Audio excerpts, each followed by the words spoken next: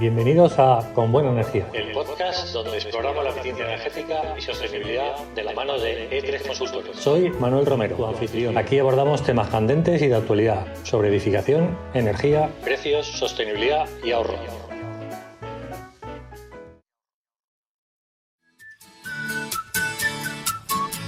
Pues nuestra sección Con Buena Energía, después de una mañana frenética llena de actualidad y después de esta entrevista con Javier Nart, candidato número 2 por Ciudadanos al Parlamento Europeo.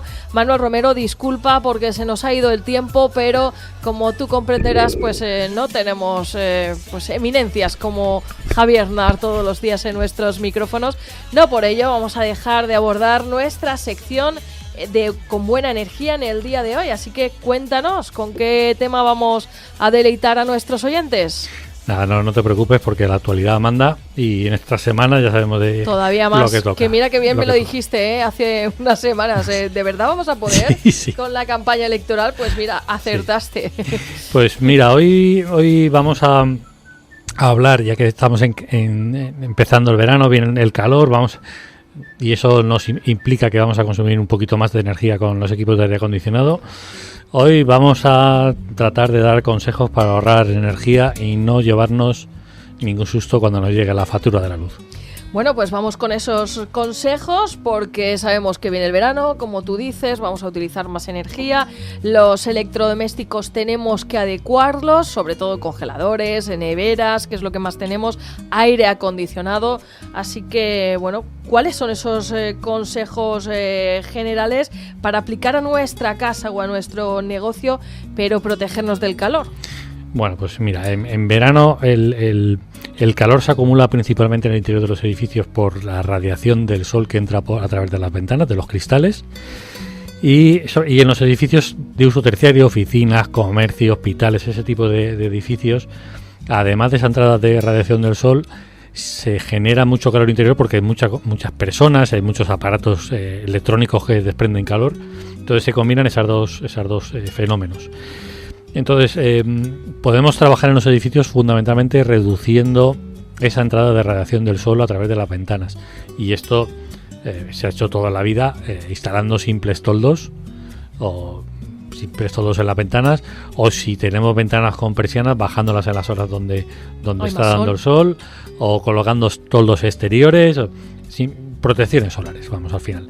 Es importante para que esto sea efectivo. En el sector en el que me muevo, esto muchas veces me toca explicarlo a profesionales y no terminan de entenderlo porque aplican otro tipo de criterios, otro tipo de cuestiones. Es importante que esas protecciones solares, esos toldos, esos estores, esas persianas, siempre se instalen por el exterior de las ventanas, siempre en el lado de la calle. Tenemos que pensar que la radiación del sol, cuando atraviesa un cristal y entra al interior, en el momento que toca con el suelo, con un mueble y demás, cambia de longitud de onda, y eso impide que esa radiación, cuando rebota, pueda volver a atravesar el cristal, con lo cual ya no vuelve a salir a la calle, y eso lo que nos genera es esa acumulación de calor dentro de los edificios. Lo que estoy diciendo es que si colocamos un store, una cortina por el interior, como esta que tenéis aquí en la emisora, en el estudio, la radiación de la calle del sol entra, atraviesa el cristal, llega al store, rebota y en ese momento ya no puede volver a salir a la calle, con lo cual os quita la luminosidad que está entrando, ¿no? Esa molestia, pero la radiación no la quita, la radiación ya la tenéis dentro, Por eso insisto en que hay que colocar siempre esas protecciones solares por el exterior. Y lo otro que podemos utilizar es la ventilación. Es interesante utilizar las cámaras de ventilación. No las cámaras de ventilación, sino provocar la ventilación de los edificios, o sea, abrir ventanas y sobre todo ventanas que estén en fachadas opuestas para generar esa ventilación cruzada. Me refiero más en las horas del día, que suelen ser las horas de la mañana, las primeras horas de la mañana, del final de la madrugada, que el aire de la calle tiene menos temperatura, pues aprovechar ese momento para ventilar. Lo que vamos a generar es esa corriente de aire en el interior del edificio y va a arrastrar todo el calor que tenemos acumulado a la calle. Entonces, es trabajar con esas dos estrategias, un poco el protegernos del sol con las protecciones solares y la ventilación. Consejos básicos con el equipo de aire acondicionado. Vamos a ver, como cualquier aparato antes del inicio de la campaña, en este caso es verano, pero cuando llegue el invierno, si utilizamos el aire acondicionado también para darnos calor en invierno, es interesante pues hacer ese mantenimiento regular, es un mantenimiento anual, que normalmente viene la compañía que tengamos contratada y nos hace la revisión. Y si no lo tenemos, lo más sencillo es limpiar los filtros. Hay que coger los filtros del aparato y limpiarlos con un aspirador y demás, quitarle todo el polvo que tiene acumulado. Tenemos que pensar que si tenemos los filtros llenos de suciedad, lo que va a hacer es que los ventiladores que tiene ese aparato trabajen más, consuman más energía y al final pues nos va a tocar, vamos a tener un mayor consumo energético en la vivienda simplemente por tener esos filtros llenos de suciedad. Se estima en torno a un 20% de incremento en el consumo energético por esa suciedad en los filtros. La otra cuestión es si vamos a comprar un equipo de aire acondicionado ahora que viene el verano, tenemos que huir de esas estimaciones que hacen de potencia, que normalmente la hace mucha gente, la hace por metros cuadrados. ¿Cuántos metros cuadrados tiene tu casa? Sí. 100 metros cuadrados, pues mira, pues un equipo de tanto. Bueno, pues eso es lo que hacen en la mayoría de situaciones, es que se olvida de cuáles son las condiciones reales de nuestra casa, las ventanas que tenemos, el aislamiento que tenemos, de las condiciones que tenemos en nuestra casa o en nuestro local, en nuestra oficina, y al final lo que hace es sobredimensionar esos aparatos. Nos ponen un aparato mucho más grande de lo que necesitamos, en la mayoría de casos. Y eso va a hacer también que consumamos más energía, porque tenemos un equipo mucho más grande de lo que necesitamos. Otra cosa que nos podemos fijar a la hora de comprar un equipo es en su rendimiento, en su eficiencia. Recordar, esto lo he comentado muchas veces, recordar que el consumo de energía, por hacerlo sencillo, simplemente es una división, cuánta potencia nos da entre cuánta potencia consume, ¿vale? Lo que nos da entre lo que consume, eso es la eficiencia, que cuanto más grande es el valor de eficiencia, menos consumo energético va a tener el equipo. En los equipos de aire acondicionado, la eficiencia en modo refrigeración, en modo verano, se denomina como EER, y actualmente los equipos que tenemos en el mercado se sitúan en valores de eficiencia en torno a 3,5, 3,8, 4 y pico, 4,5, más o menos esos valores, entre 3,5 y 4,5. Bueno, pues si vamos a una tienda a comprar estos aparatos, una tienda de electrodomésticos o a un instalador, vamos a fijarnos en las recomendaciones, que nos fijemos en ese valor, que le pidamos la ficha técnica del equipo o las características, y vamos a fijarnos en ese valor del EER, y lo suyo es comprar el equipo que mayor valor de EER tenga, porque eso es lo que nos va a asegurar un menor consumo energético. Y otra cosa es dónde colocamos el compresor, el aparato de la calle, dónde lo situamos. Es importante que esté situado en zonas, pues un poco protegido del sol, que si podemos que esté, pues eso, en una zona sombreada, si no podemos colocarle encima alguna chapa o algo para que lo proteja. Y evitar lo que yo veo muchas veces cuando voy paseando por la calle aquí en Elche, es que me veo compresores puestos en fachadas de edificios o en terrazas, y que la gente los utiliza para colocar cosas encima y tapar el aparato, macetas, un montón de cosas. Yo lo veo muchas veces por la calle, y eso también puede afectar al consumo del equipo. ¿Qué es mejor? ¿Encender el aire acondicionado, enfriar rápido y apagarlo a la media hora y volver a encenderlo cada hora, o encenderlo con una temperatura alta y dejarlo que trabaje durante más horas, durante el día? Esto lo hemos comentado muchas veces y es algo que hay mucha gente que suele decir, ¿no? Yo lo pongo un rato, lo pongo a tope, al máximo que da el equipo, lo dejo ahí media hora, y cuando ya noto ya el frío, lo apago. Y a la hora, cuando vuelvo a notar otra vez que tengo calor, lo vuelvo a encender. A ver, estas máquinas lo que necesitan es pues regularse y llegar a una temperatura estable y un funcionamiento estable, con lo cual lo suyo es que le dejemos la máquina trabajar bastante tiempo. Y entonces que regulemos la temperatura, es decir, hay que recordar que subir la temperatura es muy fácil, podemos coger una cerilla, encenderla y ya tenemos calor, pero bajar la temperatura supone un coste energético muy elevado. Se estima en torno a un 5 o 7% del consumo energético por cada grado de temperatura que bajamos en el termostato. Es decir, que si lo tenemos en 25 y lo bajamos a 24, estamos incrementando el consumo del aparato en torno a un 5 o 7%. Lo recomendable es ponerlo en 25 o 26 grados y dejarlo que el aparato trabaje, se tire ahí 1 hora, hora y media.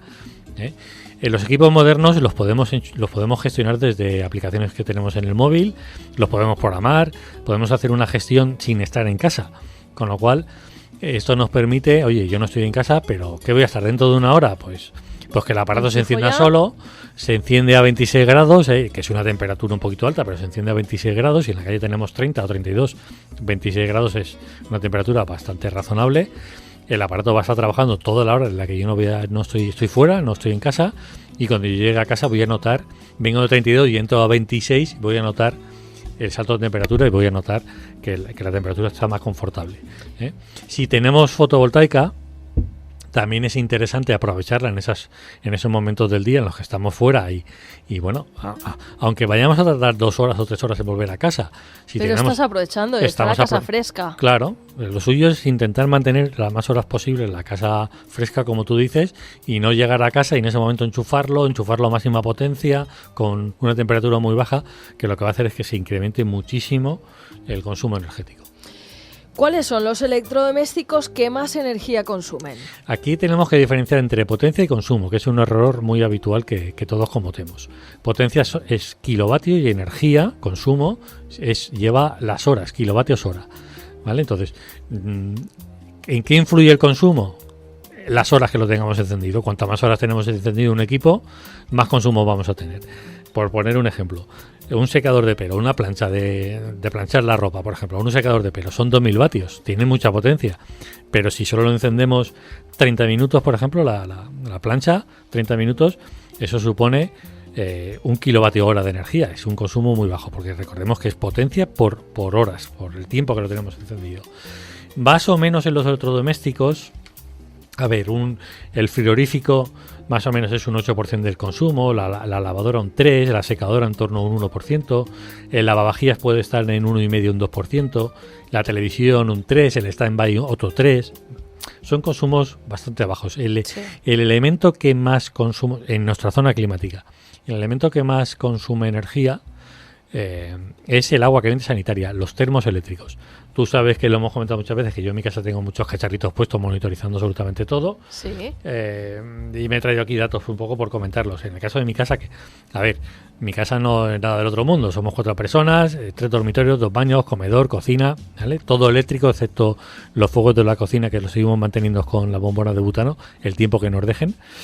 Y, oye, pues el agua caliente sanitaria es lo que más consume de mi vivienda. En torno a un 43% de todo mi consumo de energía eléctrica, el 43% se lo lleva el agua caliente sanitaria, el termoeléctrico.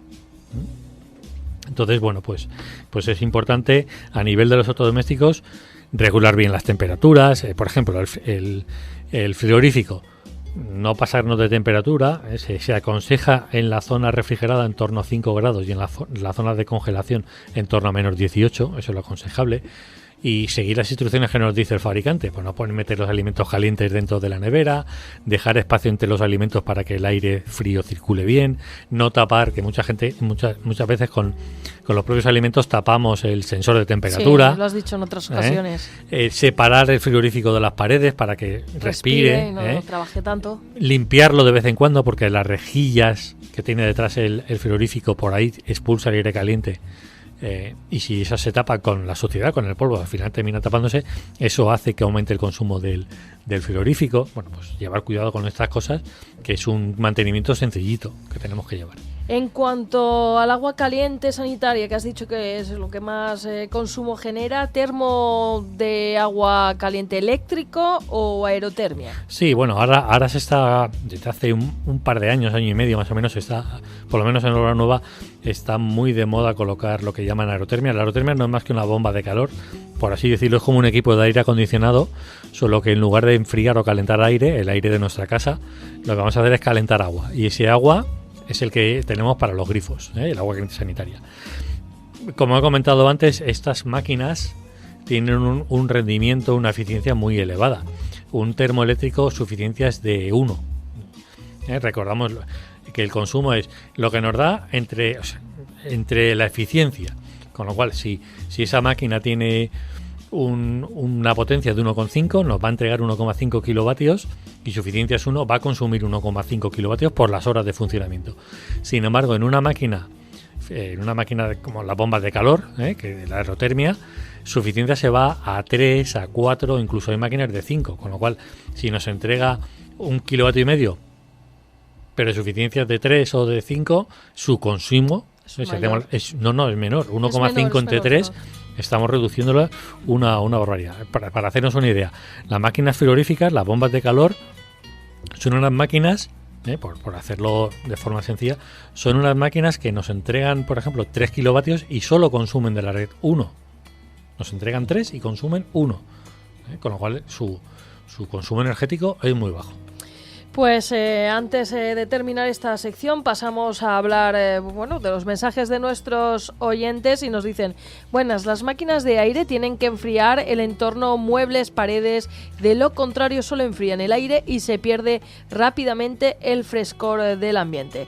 Luego otro oyente nos dice que tiene sus trucos de agua con cubitos por el pasillo y el ventilador y que esto también le hace bajar la temperatura.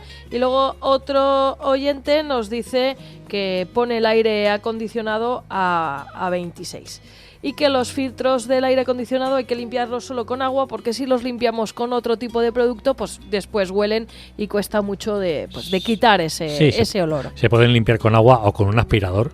También puedes coger, limpias un poquito, pasas un poquito el cepillito y un aspirador y los limpias. Pues Manuel Romero, una sección fugaz, porque sabes que nos gusta entretenernos mucho más en todos estos consejos, pero como tú decías bien, la actualidad manda y ahora tenemos la sección del pupitre económico, así que gracias por estar con nosotros, pero no te vas a ir muy lejos porque mañana de nuevo estarás con nosotros en representación del Instituto Ciudad y de Aeche con otro tema muy interesante que les invitamos ya a que mañana nos acompañen. Así que gracias y hasta mañana, sin más. Gracias a vosotros como siempre y hasta mañana, con un tema muy interesante como tú muy bien has dicho.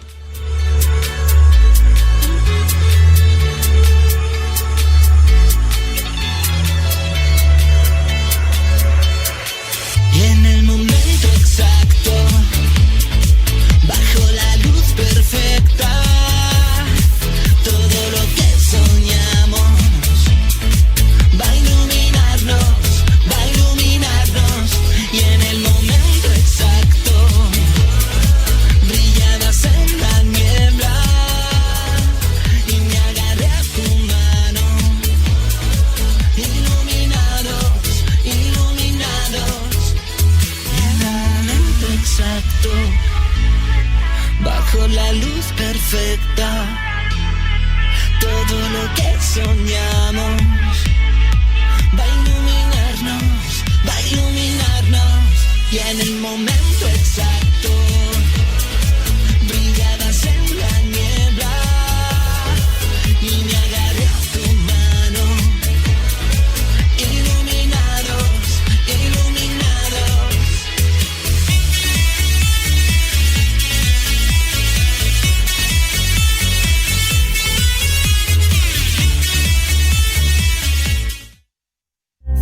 ...103.7... Estás escuchando Es Radio.